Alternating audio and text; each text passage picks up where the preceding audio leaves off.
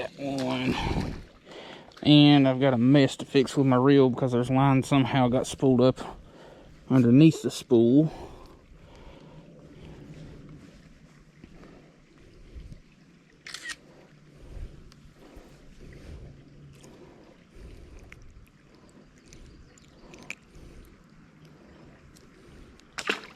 Slight belly flop, sorry.